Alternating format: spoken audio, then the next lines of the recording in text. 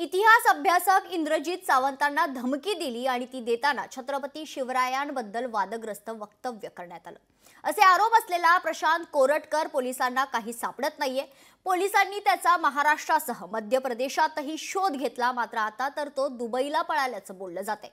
त्यामुळे संशयाची सुई पोलिसांकडे वळलेली आहे। पाहुयात यावरच लोकशाही मराठीचा हा स्पेशल रिपोर्ट।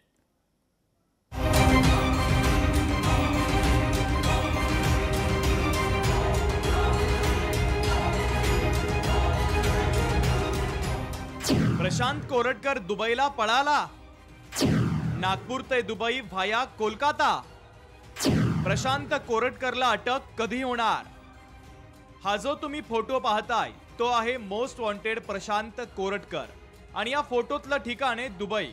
नागपूर कोल्हापूरसह राज्यभरातले पोलीस ज्याचा शोध घेतायत तो प्रशांत कोरटकर दुबईला पळून गेल्याचं बोललं जात आहे। इतिहास अभ्यासक इंद्रजित सावंतांना धमकी दिल्याचा आणि छत्रपती शिवरायांबद्दल आक्षेपार्ह वक्तव्य केल्याचा कोरटकर याच्यावर आरोप आहे।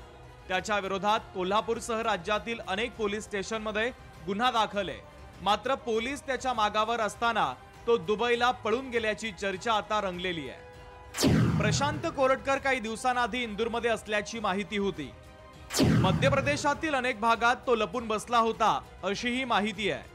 प्रशांत कोरटकर 2 दिवसांआधी चंद्रपुरात असल्याचं बोललं जात आहे। कोल्हापूर पोलिसांची पथकं नागपूर, चंद्रपूर आणि मुंबईत रवाना करण्यात आली आहे। मात्र कोरटकर कोलकाता विमानतळावरून दुबईला गेल्याची चर्चा आहे। महाराष्ट्रातील पोलीस कोरटकरचा शोध घेत असताना तो आधी कोलकाता आणि नंतर दुबईला पळून जात असेल तर त्याला पोलीस खात्यातील कुणाचा आशीर्वाद आहे का असा देखील प्रश्न उपस्थित होतोय। हा माणूस देश सोडून गेलाच कसा हा माझा प्रश्न आहे। आणि सगळ्यांना माहिती होतं तो इथून म्हणे दिल्लीला गेले, दिल्लीवरनं दुबईला गेले। हाऊ काय हू नोज। नागपूरकरचा एक कोरटकर कधी कधी मोठ्या मोठ्या लोकांना जाऊन भेटतो, मुख्यमंत्र्यांना भेटतो, अमित शहाजींना भेटतो, पंतप्रधानांशी हातमिळवणी करतो। त्यामुळे नागपूर पोलिसांना माहित असेल अरे हा फारच जवळचा आहे सत्तेच्या।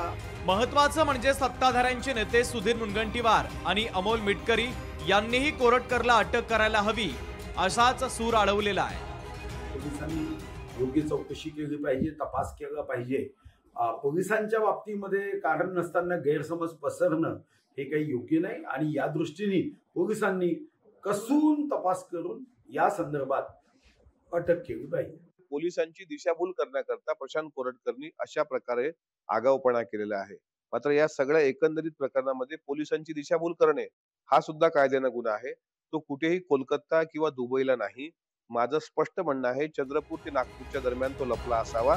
दरम्यान मराठा आंदोलक मनोज जरांगे पाटलांनी तर कोरटकर सरकारचा सोयरा आहे का असा थेट सवाल उपस्थित केला आहे। सरकारचा सोयरा आहे ना तो, त्याच्यामुळे सापडणार नाही ना।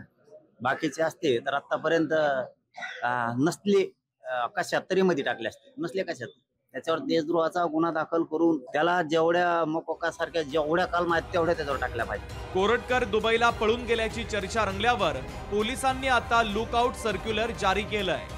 नागपूर, चंद्रपूर आणि मुंबई या 3 ठिकाणी तपास पथक गेलेलं आहे आणि त्याचा तपास शोध सुरू आहे आणि त्याच्या विरुद्ध आपण लुकआउट सर्क्युलर पण जारी करतोय। खरं तर प्रशांत कोरटकरनं इंद्रजित सावंतांना धमकी दिल्यानंतर वातावरण चांगलंच तापलंय। म्हणून पोलिसांनी कोरटकरच्या घराला संरक्षणही दिलं। त्यातूनही गुंगारा देऊन तो जर महाराष्ट्रात अनेक ठिकाणी लपत असेल आणि तो जर दुबईला गेला असेल तर पोलिसांवरचा संशय अधिक बळावतोय। ब्युरो रिपोर्ट, लोकशाही मराठी।